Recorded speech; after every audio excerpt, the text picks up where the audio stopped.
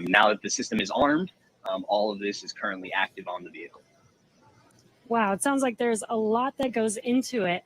And we did have an in-flight abort test earlier this year to test this out. Can you tell us what we learned from that test?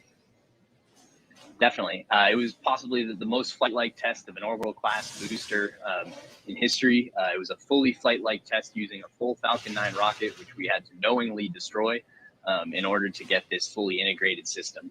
For folks who didn't get a chance to see it, the vehicle followed a normal crew launch trajectory about a minute and a half into flight.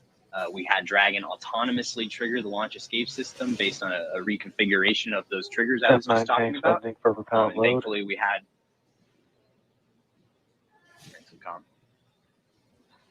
we continued through flight, had a successful parachute deployment and splashdown, and we did see Falcon rather spectacularly blow up about 10 seconds after separation. It's important to recognize that all of that happens from command to actual separation of the vehicle in under half a second. Wow, yeah, that sounds amazing. Thank you so much, Nick, for joining us and talking through those details with us. Enjoy the launch today. So we're going to send it back to KSC with Lauren. Thank you, Jesse. We are about a minute and a half away from propellant load. At T-minus 35 minutes, we should hear the call out on the nets that propellant load has started. So that's about a minute and 13 seconds away.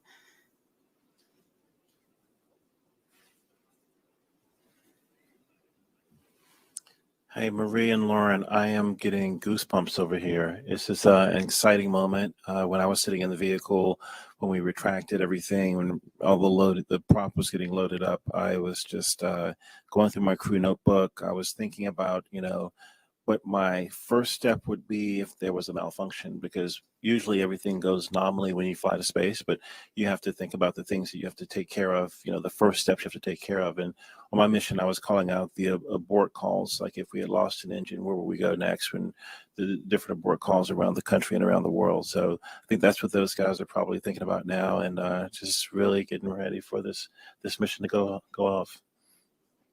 Absolutely. And we're just now about 20 seconds from when we expect propellant loading to start. Again, that's fueling of the rocket. All right, we're getting close. We should hear that call out any second now on the nets. So let's listen in. Propellant load has started. Fantastic. So prop load has started. We've started loading liquid oxygen on stage 1 and stage 2. And yeah, liquid oxygen and RP1, which is our rocket grade kerosene. So now that we are 34 minutes and 42 seconds away from the first launch of astronauts into orbit from American soil since 2011, we know that the launch escape system is armed, which happened just before fueling. Dragon prop load happened weeks ago, actually just a few miles down the road at what we call Dragon Land. And those propellants, which are MMH or monomethyl hydrogen, that's our fuel, and NTO, or nitrogen tetroxide, that's our oxidizer, those not only feed the Draco engines that propel Dragon on orbit, but they also supply those 8 Super Draco engines of the launch escape system. So I have one right here, a little model. Oh, it doesn't come off the stand. Don't break it, Lauren. All right, I know, it's very nice. So as you can see, Dragon is actually broken up into 4 quads, and each quad has 2 of the Super Draco engines for a total of 8 of them. And as I mentioned, they are biprop engines. They have MMH and NTO as their oxidizer. Now, most abort systems from past space vehicles, I believe like Soyuz, Mercury, Apollo, they all had a pointy escape tower on top where there was essentially like a mini rocket engine or a series of rocket engines on top. And if they weren't used, that escape tower would have to jettison itself from the vehicle. If it was used, it would be used to lift the vehicle off of the rocket. Well, Dragon is a little bit different in that its escape system is actually integrated into the vehicle. And that's great for a couple of reasons. One less thing you have to jettison on a nominal flight. And so they're pretty dormant, just those throttle valves open unless they're used, and hopefully they never have to be. And yeah, I mean, the other thing that offers you is the ability to escape from the pad all the way to orbit. because if you jettisoned your escape system prior to that, you couldn't. So yeah, that's a little Dragon there. Again, All right. new era, much safer design. Yeah, absolutely. Thanks for walking us through that, Lauren. Again, the launch escape system is armed. That protects Bob and Doug so that if something were to go wrong, they can shoot off of the pad away from the rocket and parachute to safety in the ocean. That is such a crucial safety capability. And so now we want to go over to Hawthorne for an operational update with John. Thanks, Marie. We are counting down those final minutes. Everything is still looking good on the Falcon 9 and the Dragon vehicles for an on-time launch, but weather is trending the wrong way right now. We're keeping our ears open in case we hear that the weather is going to be no-go for the rest of the count. Right now, we are counting down at T-minus 32 minutes. Stage 1 locks and Falcon 9 RP1 did flow rates begin are nominal. propellant load at T-minus 35 minutes, right on time. The propellants we use on Falcon 9 are a fuel, which is rocket-grade kerosene, also called RP1, refined petroleum. We use an oxidizer, and that's the super chilled liquid oxygen, or LOX as we call it. Those two propellants come together, but they don't light, so we need an ignition source to complete the fire triangle. For this, Falcon 9 uses a fluid called T-tub. You might see that just before first stage ignition, or maybe later in the second stage ignition. You get a green colored flame as the T-tub comes out into the oxygen, and that ignites the main engines right before the rocket takes off or the second stage engine lights. Now, currently in the fueling, RP1 fuel is about 10% full on the first stage. That's the bottom 2/3 of the stack of the vehicle you can see on the left.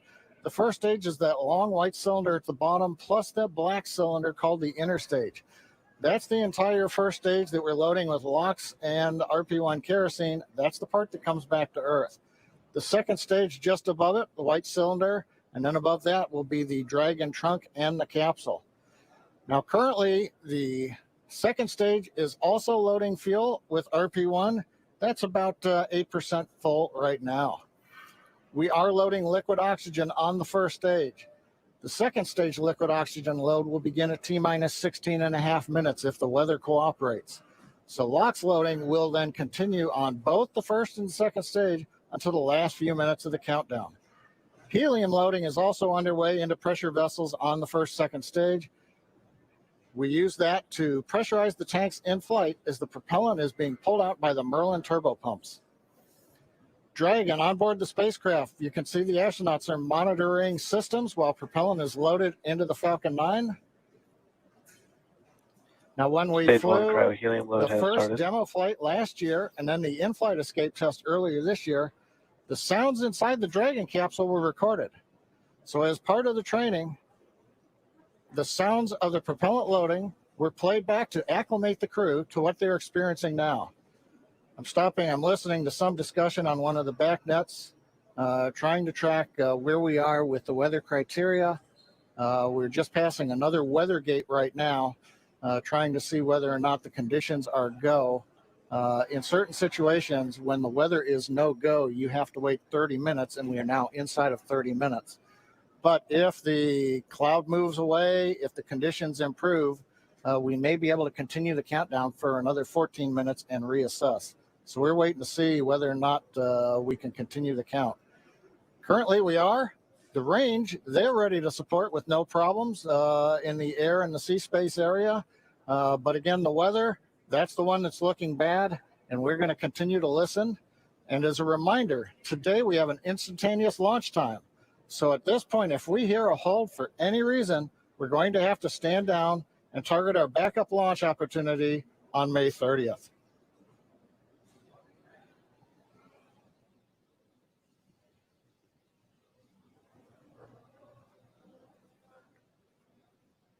For Demo 2, Bob and Doug's flight to station will take about 19 hours, and their journey is fairly similar to the trip our cargo Dragon makes back and forth to the International Space Station, with two noticeable differences: docking and splashdown. As we await T-minus 0 in just a little over 28 minutes from now, ground operations teams just doing those final series of system checks, making sure both Dragon and Falcon 9 are ready for liftoff, and really keeping an eye on that weather. You're just continuing to get live views of the teams. You've got Falcon 9 and Dragon on your left, and then Bob and Doug on the right as they prepare at the Cape for liftoff. Once we hit T0 and a successful launch occurs, we will watch Falcon 9 and Dragon make their ascent until Falcon 9 and first and second stages separate and send Dragon on its way to the space station. And once it gets on orbit, mission operators will prepare Dragon for on-orbit operations, where Dragon will execute a series of burns that are going to gradually raise its orbit to align more closely with the International Space Station. And you're seeing some of that track in the animation on your screen right now. After doing enough of Dragon those burns, SpaceX they'll for put weather Dragon. Oh, sounds like we're going to get a weather update real quick for the crew. Go ahead, Spacer. Yeah, we're currently just evaluating a constraint on the field mill rule, which looks at lightning energy dissipation. We expect to have an update at about T-minus 20 and more information there on whether we would be able to continue into the prop load or scrub at that time.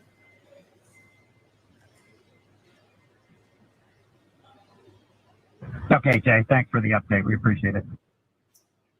Copy. So I'll give you some more words in about 6 minutes. Okay, so it sounds like we're going to find out in about 6 minutes if we're going to have enough time. And John, I was referring to a couple of those weather situations where we have to have a certain amount of time. In this case, with the field mills, about 15 minutes. So they have until about 16 minutes and 30 seconds to really make sure that we're going to have enough time for that to dissipate. So we're going to be listening for that weather update in just a couple of minutes, but it is going to be a pretty interesting trip uphill for them once they actually get on orbit. And a very exciting countdown with 6 minutes to figure out if we are launching today. But targeting back to what we were talking about, next Dragon will make its approach and actually dock with the space station.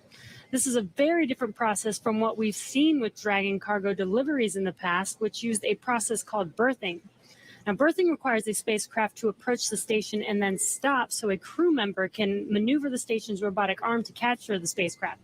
Docking on this version of Dragon can be done autonomously. Stage 2 cryo-helium load started. Autonomously with no crew aboard the station.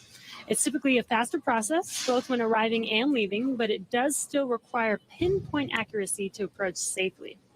Once captured, a spacecraft then gets attached to a common berthing mechanism. It's the same type of port that we use to connect each of the modules together on board station. It's a little bit slower process than docking, but the hatches are significantly larger than docking ports, which makes them perfect for bringing up large cargo items. Dragon will spend up to 120 days docked before preparing to return home. Following successful completion of Dragon's test objectives and cargo loading operations, the crew will close out the cabin, perform final system checks, and configure the vehicle for undocking. Once the automated undocking sequence is complete, Dragon will complete 2 departure burns using its Draco engines, pushing it away from the space station. And then after Dragon departs the station, it's ready for its trip home.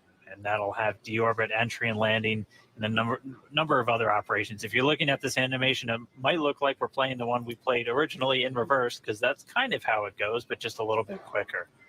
All of the operations following the final departure maneuver will include things like trunk separation, closing that nose cone again, executing a deorbit burn, and once they're inside the atmosphere, deploying drogue and then main parachutes, and then finally splashing down off the Florida coast, at which teams will move in, get Bob and Doug up out of the water, and get them out of the capsule once they're on the boat.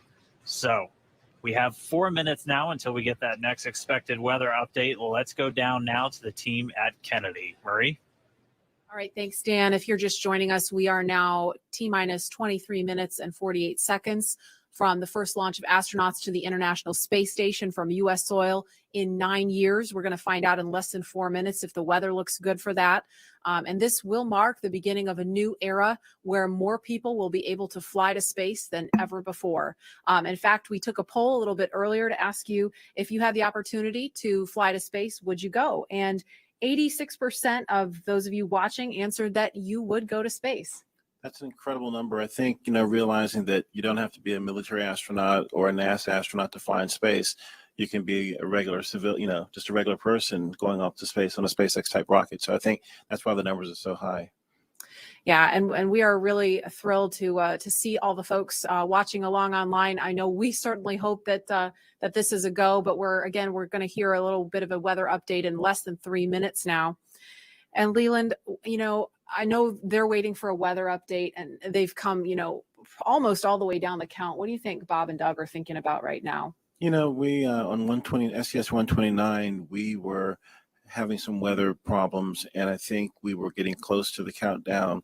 And then it seemed like the sky just cleared up right above our heads. We saw it and we knew where we were going. And, we always know that, you can have any types of delays, fuel prop delays, all kinds of things that can happen.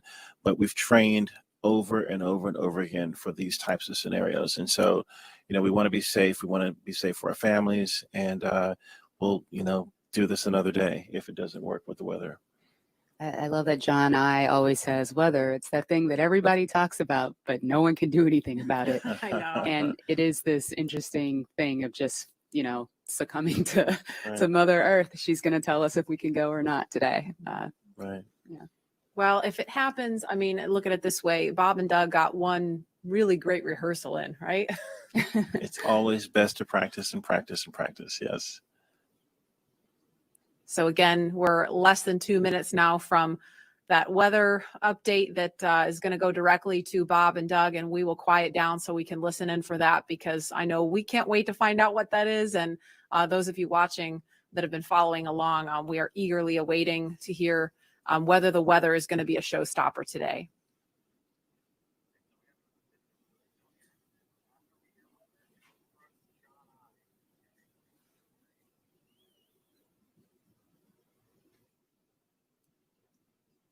These clouds can seem really deceiving at times, right? You see the blue skies peeking through and you think everything's fine, but you just don't know. That's why we have those launch weather officers. Absolutely. And I know, we've talked about it before, but it's not just the weather in Florida that they're looking at. They've got to look at weather downrange. If they were to have an abort in flight and they needed to come down somewhere in the ocean, they need to consider what the weather's like out there, because recovery teams have to go out and get them in a situation like that. So there's so many variables. And that's why not just with this flight, but with every human space flight we've had in the past, there's always a very good chance of a scrub, because you do have so much criteria that you have to meet. And we're going to listen in now. We're just seconds away from a weather update. Stage 2, RP1 load complete.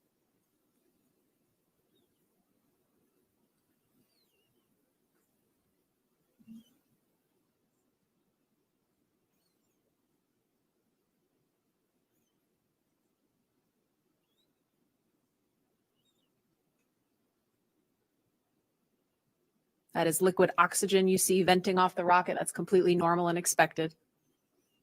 We're standing by for a weather update. Unless you can give us another 10 minutes, I don't think we're going to get there with any of the rules today. I'm going to give you 10 minutes. I mean, another 10 minutes past T0. Oh, 1645 local. I think we'll probably be clear on all the rules, but not quite going to make it for this. Okay. We're going to check back in with you in about 2 minutes, and then I'll call it up at about T-minus 17 minutes. Okay.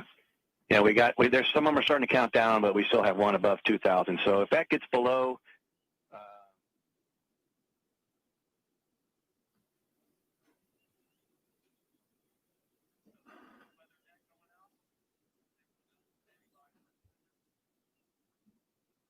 And that didn't sound great right there. That was the weather net going out, but we're still standing by for a final decision.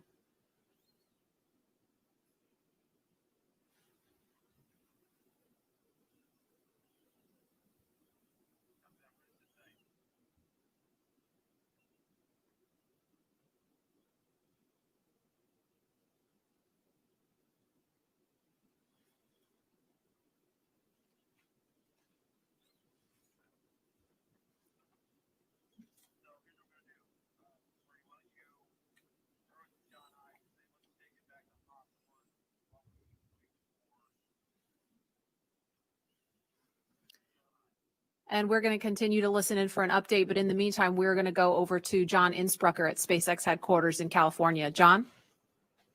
And Dragon SpaceX on weather. We're still T-minus 18 minutes and counting. LD is we are still having red some on weather.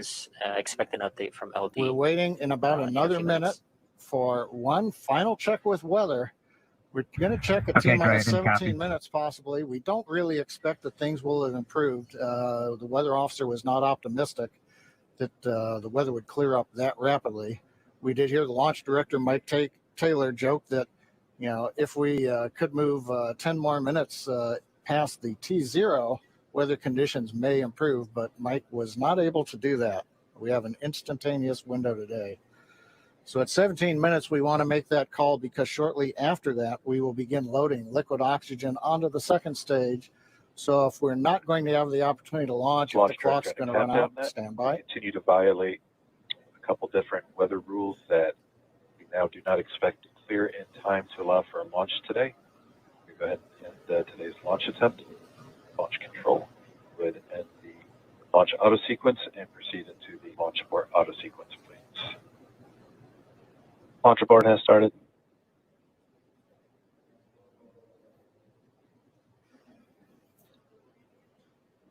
And Dragon SpaceX, unfortunately, we are not going to launch today. You are go for 5.100 launch scrub. 5.100. It was a good effort by the teams, and we understand, and we'll meet you there. Copy all. We've heard the call from the crew. They have been informed. Launch director Mike Taylor has called a scrub for the day. And we got the feedback when the Dragon team informed Bob and Doug. They said, we gave it a good try, but they understand. And we are here to try another day. So right now we did officially hold the clock. It looks like a T-minus 16 minutes, 54 seconds. The launch automatic sequence that controls the Falcon 9, the loading of propellants, the cycling of valves, that is also stopped. We now proceed into what is a normal scrub sequence for us. We practice this every launch. So now we move into safely taking the propellants, the pressurization gases back off the first and second stages. As things get into a safe configuration, then we will disarm the escape system on Dragon, and we'll bring the crew access arm back around the spacecraft.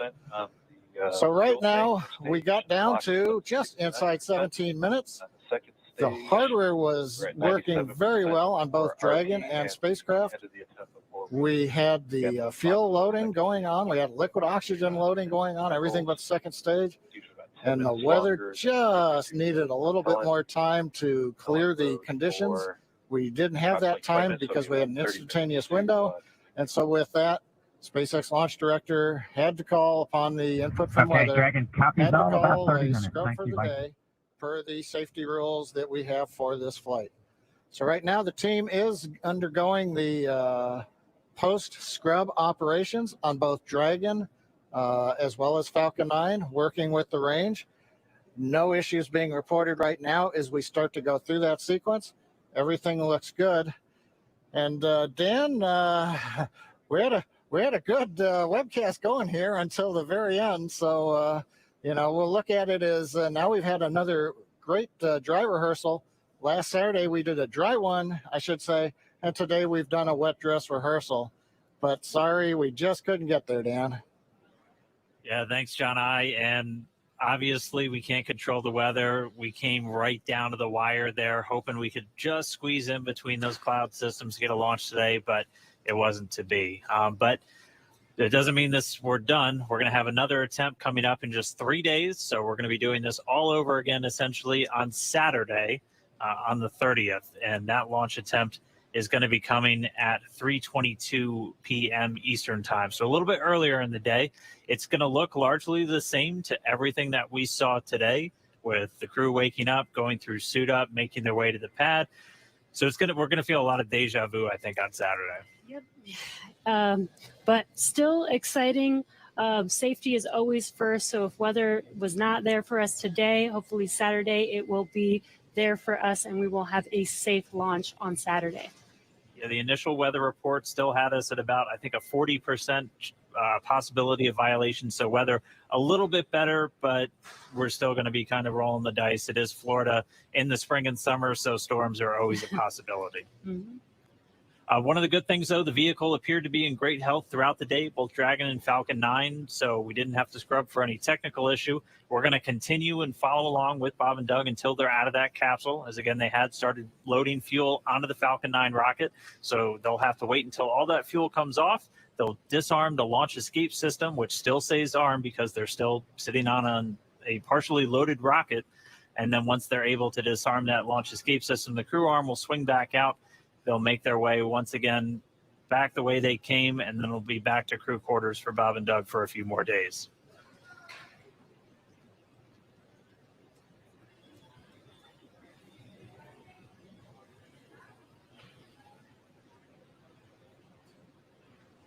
But if you're just now tuning in, wondering why we're not still counting down, we did have a launch scrub today. We were just a little under Stage 1 17 LOX and minutes. fuel flow rates are nominal for offload.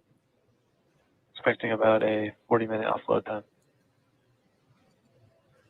So that call out the LOX, the liquid oxygen fuel pumping out of the first stage of the Falcon 9, everything looking good with that. Expecting about 40 minutes for all that fuel to come off. So again, once that fuel comes off, Bob and Doug will be able to disarm the launch escape system, and that crew access arm will swing back out. They'll be able to make their way back down and then over to crew quarters. So unfortunate scrub today because of weather. That was the one thing we were tracking from the moment we started today, watching Bob and Doug get suited up for their launch.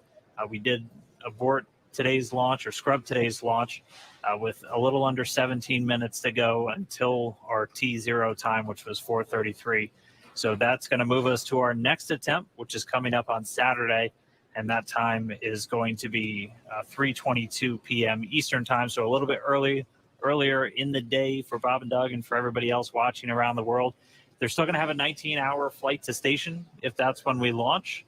And a lot of the stuff that we saw today is going to look very similar, but we're just going to have to try again, cross our fingers, hope for a little bit better weather the next time.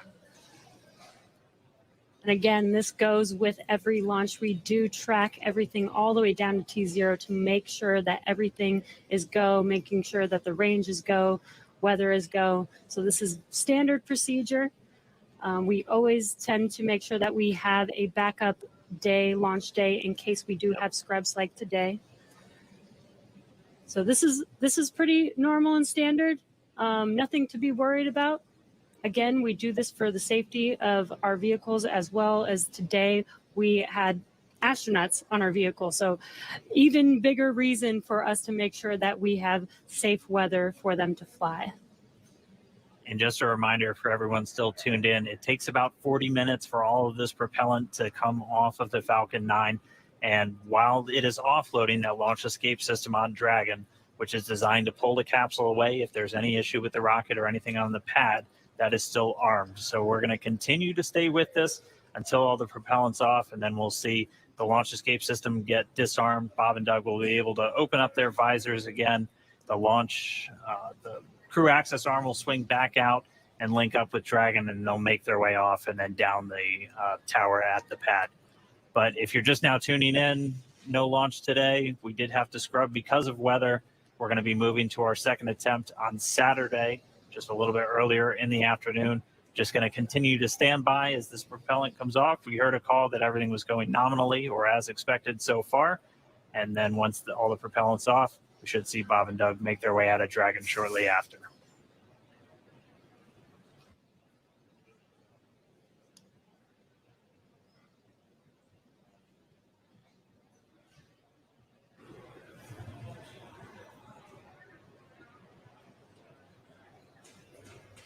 And what you're seeing on your screen is a live view of Bob and Doug on the right side inside of Dragon as they're waiting for propellant to be removed from the vehicle so that it is safe for them to disarm the launch escape system.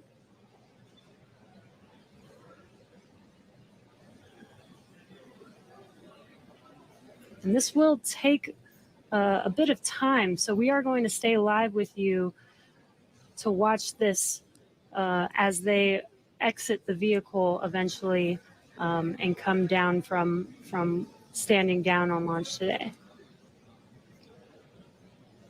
Up until the point of the scrub, we had a really clean countdown, weren't tracking any issues with Falcon 9 or the Dragon spacecraft. So always a good thing to see. We did have to scrub because of that weather. To be a little bit more specific, we were still in violation of one of the weather criterias. It was the strength of electric fields in the atmosphere that the 45th Space Wing and other weather operators are monitoring around the launch pad. And that's one of those rules where we need a certain amount of time if we're in a violation. In this case, nominal, roughly 50% on stage 1 LOX and fuel, 85% on stage 2 fuel. So the propellant offload on Falcon 9 continuing to go well. But we needed a little bit more time if we were going to be able to clear that launch weather constraint. And since we do have an instantaneous launch window today, we weren't able to make it. So we hope for better weather coming up on Saturday, where, again, our next launch attempt is going to be at 3:22 p.m. Eastern time, and we'll be able to go through everything. I mean, we saw them get suited up. They had a great ride out to the pad. All of their initial checks on both the suits with pressure checks and communication checks went well, able to get the Dragon hatch closed, the launch escape system arm, and Falcon 9 started its fueling, just not able to make a good weather window today.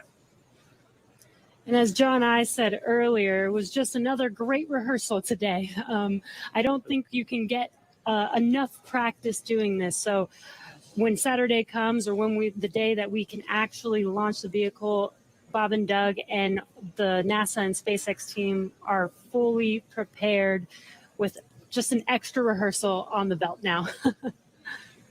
Yeah, as we had talked a couple of times throughout our countdown, the weather is a lot more complex when we're launching humans. You have some more stringent requirements in place, not only around the pad, but in the case of this launch today, we were also looking at whether the entire ascent corridor, as we call it, so basically the entire way that they were flying up the east coast of the United States in this launch today, we're monitoring that weather, because those are areas that if they have an ascent abort, or basically Dragon firing off of the Falcon 9 while they're flying into space, we have to make sure that conditions are good in the sea states around those areas, just so they're not going to be landing in the middle of a hurricane, which we did have a tropical storm forming right off the coast of South Carolina today, just to help complicate things a little bit. And people might be asking, if we knew the weather was going to be a little iffy today, why continue to count down? Well, that is the reason why we do all these checks all the way to countdown. In Florida, the weather is, pretty sporadic. Sometimes a thunderstorm or hurricane will pass through. Within 20 minutes, it's gone, and we could have clear skies for a safe launch. So we continued as scheduled. Standard procedure again, to just continue to monitor weather all the way down to the last minutes of the count, and we see what happens. So today, unfortunately, we did scrub for weather, but we will attempt again this Saturday on May 30th.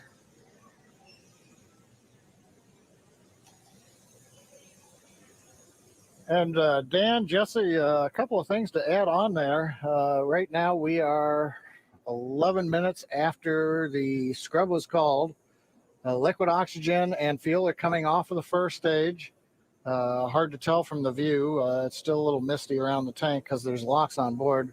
But we're between half and a third of each of the fuel and LOX tanks filled on the first stage. So propellant coming out right per plan. The second stage fuel tank is offloading. That's going slower, but it's also a smaller tank. It doesn't take very long to either load it or to offload it. The other thing that we're working on is the high pressure helium spheres, as well as the nitrogen spheres for the landing leg system.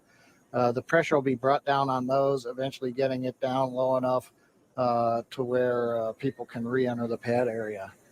So right now the team is preparing, once they get permission, the SpaceX ingress-egress technician team will come back inside the caution area around the pad, make their way up when conditions are right, open up the hatch and assist the astronauts out of the Dragon. I'd like to point out that for those who are wondering whether or not, having gone through this, putting propellant, pressurization gases on, getting fairly close to launch, whether that has done anything to wear out the Falcon 9 or the Dragon, the answer is no. If you can recall, the Falcon 9 is designed for at least 10 flights, and about the time we get up to a 10th flight, we'll be doing testing to find that we probably got enough margin to continue keep flying. So this is the very first flight of a new first stage and a new second stage. So we haven't even gotten through the first flight. And in all of our margin calculations, we also take into account the fact that we may scrub a launch. So even today's operation, where we have pressurized and we have stressed the vehicle a little bit, that's taken into account in our design and our qualification testing. The other good thing is that the most stressing part of the flight for the Falcon 9 on the first stage is the reentry. So we didn't even get through that. So we're sitting here on the pad. It's a fairly straightforward situation and not stressing on the Falcon 9. And on the Dragon spacecraft, with the human rating factors to carry crew, there is enough factors of safety, margins of safety, redundancy, that just having 2 people on board and closing the hatch and even pressurizing the propellant system does not eat into the margins of the Offloads continue nominally, 30% on stage one So launch, right now everything's 35% continuing to stage offload. one. The automatic sequences that we use routinely, both at the launch sites, Kennedy Space Center, Cape Canaveral, even Vandenberg Air Force Base, as well as in our Texas test site for first and second stage. Those sequences are running. Propellant is coming off of the vehicle per plan. And we see Bob and Doug up in the Dragon spacecraft, just waiting when we can get up there, open the hatch, and help them egress and come on back down the tower.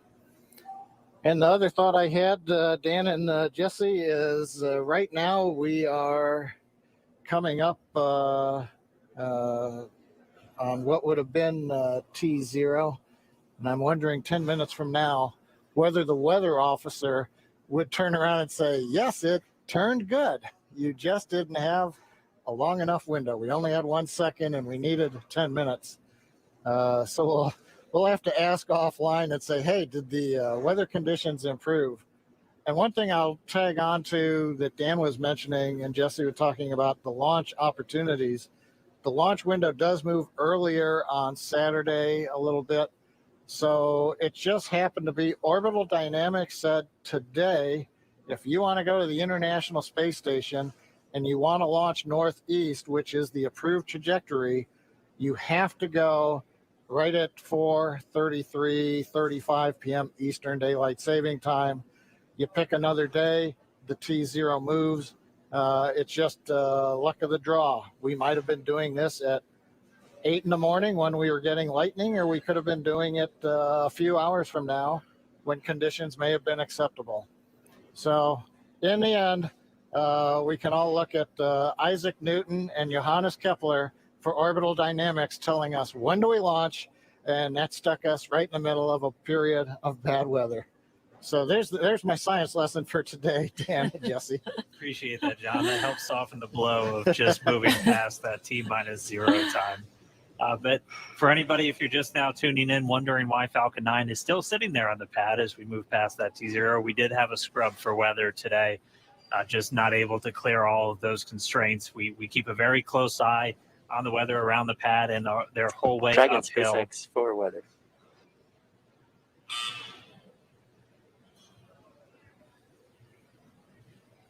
Right now, Bob and Doug are still SpaceX inside of Dragon, Dragon. go ahead for weather. Yeah, I just wanted to give you some more words on the scrub rationale. Yeah, so we basically scrubbed due to 3 rules that we were violating. All 3 would have been expected to clear 10 minutes after our T0 time. And those 3 were natural lightning, the fuel mills, and the attached anvil.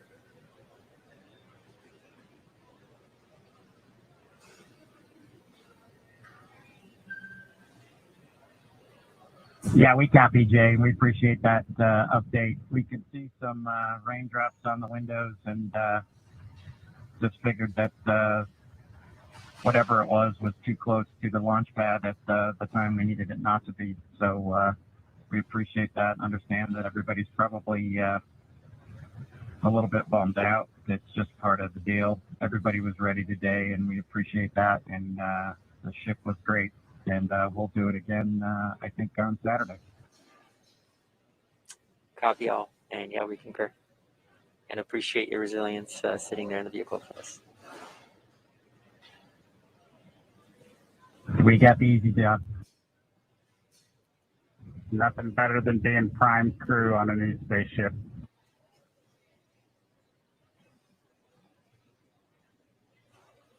Copy that.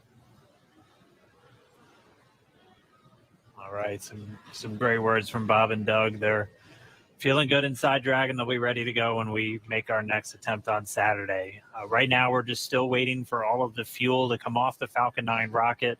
After Stage 1 that, LOX and fuel roughly 20%, and stage 2 fuel 36%.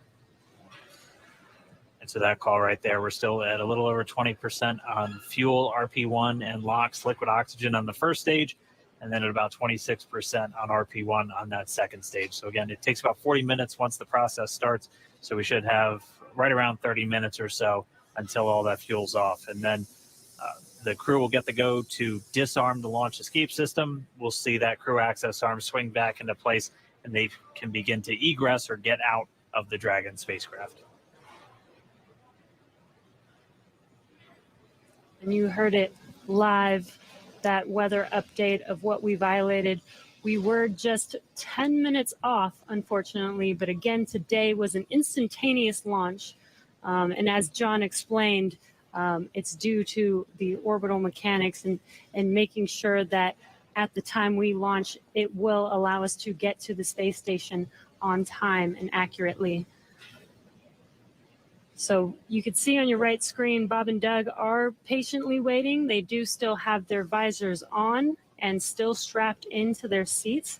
The launch escape system is still armed right now as we are offloading fuel and will not disarm until prop offload is complete. And this is just to ensure the safety of Bob and Doug and make sure that they can egress safely from the rocket.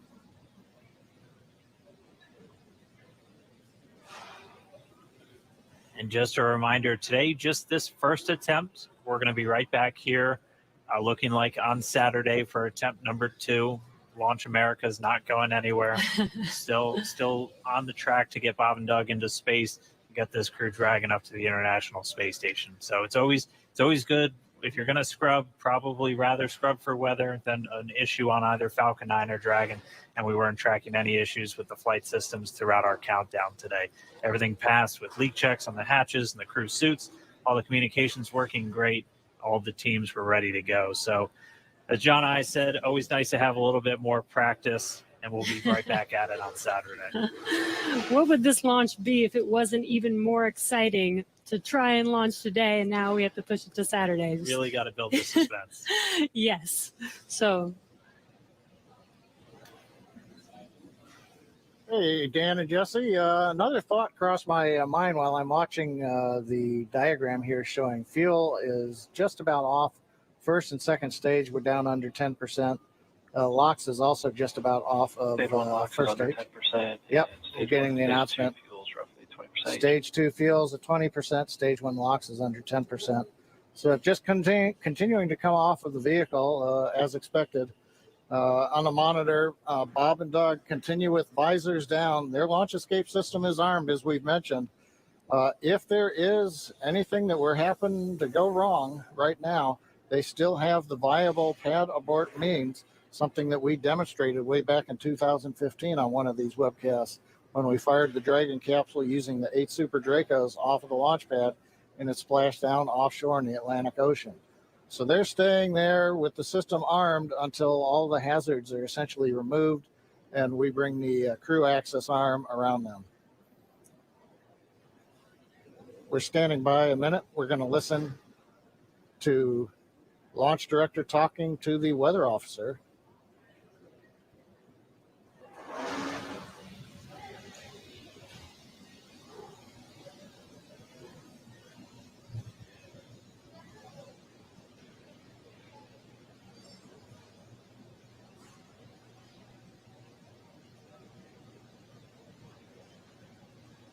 If you're just now tuning in, we did not launch today. We did have a scrub because of weather, but as we were saying, we are looking forward to trying this again on Saturday. Our launch time on Saturday will be another instantaneous window, so we'll have to have the weather cooperate again. And that launch time will be at 3:22 p.m. Eastern. I think our last weather update put us at about 40% probability of violation. John, I can check me real quick.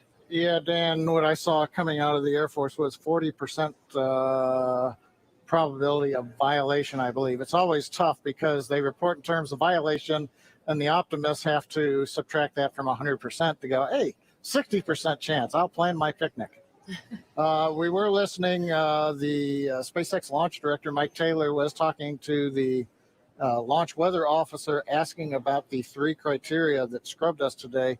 It sounds like in another minute or two, the lightning and the attached anvil cloud rules will clear. The field mill rule, charge in the atmosphere, is still bouncing around. And so, hey, we may need several more minutes before that one would clear. So we'd need even longer than 10 minutes in the window today, it looks like, for all the rules to clear. That brings up what I wanted to mention a little while ago. I got lost listening to the weather brief. But there are a lot of folks who are going, why an instantaneous launch window for Falcon 9 and Dragon? Now, typically when we go to the space station, when we do the mission planning, it's an instantaneous window. There may be enough performance in the rocket to launch somewhere in a 5-minute period, but you've got to pick a time in there. But in the case of Falcon 9, once we start propellant load at T-minus 35 minutes, it doesn't matter so much if you can move 5 or 10 minutes left or right, because the whole sequence is scripted. We do the flight analysis, assuming that the temperatures of the propellants are below a certain amount so that we know how much performance is available to the rocket, how much margin we're going to have. So essentially, if you start the countdown, 4 hours, 8 hours out like we were doing today, and you have a very short window, once you get into propellant loading at T-minus 35 minutes, you have to go as soon as you get to 0. We don't have the ability to stop the countdown, wait 5 minutes. Now all of a sudden the liquid oxygen starts warming up from 340 degrees below 0 in the ground system, and that changes how much performance you get carrying into orbit, and we don't want to cut into those margins. Now, if we had had something like a 4-hour window, which some communication satellites have, we could actually get down to almost 0, hold the count, detank the Falcon 9, wait a while, it takes us about an hour and a half, reload a whole new batch of cold liquid oxygen and fuel from the big storage tank that we've got there at Pad 39A, and try to launch again. But in that case, you have to be able to launch, about an hour and a half or so later after you scrub. And in the case of the International Space Station, an hour and a half from now, it's nowhere near where we need to be to get to orbit with the performance of the Falcon 9 and the Dragon. So today, it's a combination. We start the day with a 1-second window. Yeah, just informing you, but once we get inside of 35 minutes, it becomes an instantaneous window for the Falcon 9, regardless of what the customer may be able to give us. So there's a little explanation for folks who are wondering why we have such a tight window. Right now, it looks like we are bringing the last bits of fuel off of the stage, and liquid oxygen is just about off of the stage. So things are clocking right along per the 40-minute timeline. Everything looks good, and we'll wait to hear that we're clear. And then when we get the call for Bob and Doug to go ahead and disarm launch escape system, and the crew access arm will watch come back out, center itself around the Dragon hatch, and then the ingress team will go up there and open the hatch. Thank you for the science lesson, John I. Hey, no charge. Much appreciated. We did hear a quick call to the crew there. We should be just under 10 minutes away from that prop offload completing. It looks like we're just tracking Stage 2 the fuel offload RP1 is complete. And there we have the confirmation. Stage 2 offload's complete. And we should have now just the RP1, so that densified propellant, or the RP1 is kerosene. We should be under 10%, a little under 10 minutes until that's off. And then we'll step through those events we were discussing, where they'll be able to disarm the launch escape system, get the arm back out there, and Bob and Doug can begin to exit the Dragon spacecraft.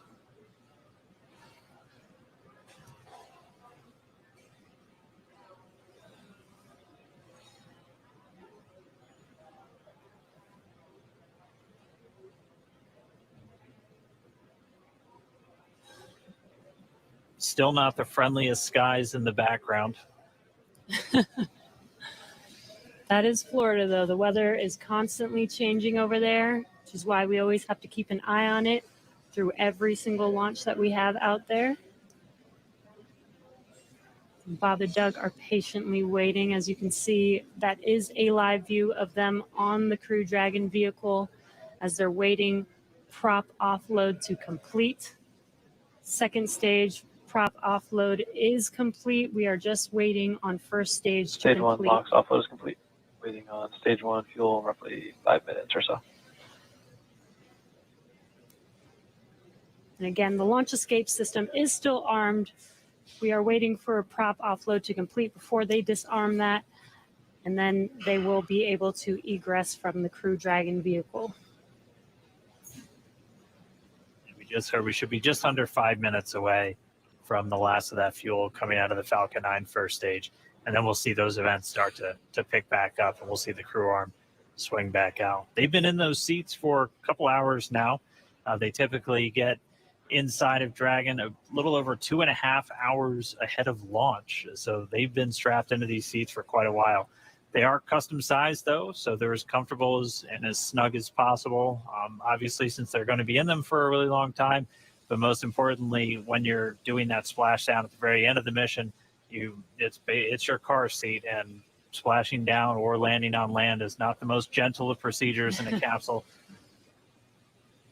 So just really making sure that they're snug inside of that Dragon capsule. But we should be a little under 5 minutes away from the prop offload being completed. And as Dan mentioned, those suits are custom made, but the seats are also custom fit for each astronaut as well. They do remain on Crew Dragon for this mission for almost 24 hours so we do want to make sure that they are comfortable and make sure that the suits and the seats are comfortable enough for them to stay in that position for a while. I believe when they get into orbit, they are allowed to get out of their seats and get a little bit more comfortable, but it's a long ride for them. Yeah, once they do get on orbit, they are able to get out of the seats and actually out of their suits too, since for this flight path today, it was going to take them about 19 hours. So Bob and Doug would actually have had about 8 hours to sleep on board the Dragon capsule. So we weren't able to